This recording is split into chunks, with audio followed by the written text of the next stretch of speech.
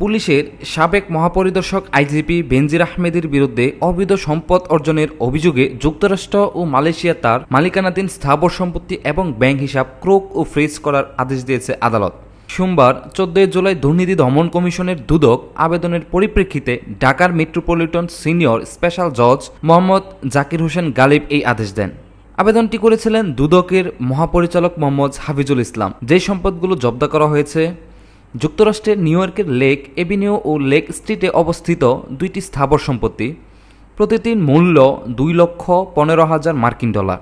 Standard chartered bank যুক্তরাষ্ট্র এর দুটি অ্যাকাউন্ট, সিআইএমবি ইসলামিক ব্যাংক এর দুটি অ্যাকাউন্ট।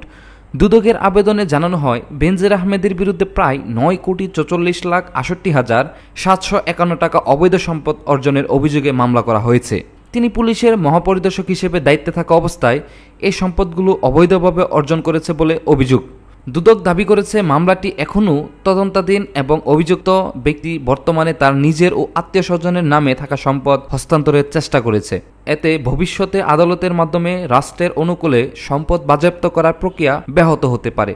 এই পরিস্থিতিতে চার্জশিট দাখিলের আগেই এসব সম্পদ জব্দ করা জরুরি হয়ে পড়ে। এর আগে বেনজির আহমেদের বিরুদ্ধে দেশে বিদেশে বিপুল সম্পদের সন্ধান পাওয়ার তথ্য প্রকাশ করার পর থেকে বিষয়টি দেশজুড়ে আলোচনার কেন্দ্রে আসে। তদন্তে তার এবং তার পরিবারের সদস্যের নামে থাকা একাধিক সম্পত্তির খোঁজ মেলে, যা নিয়ে দুদক টানা অনুসন্ধান চালিয়ে যাচ্ছে।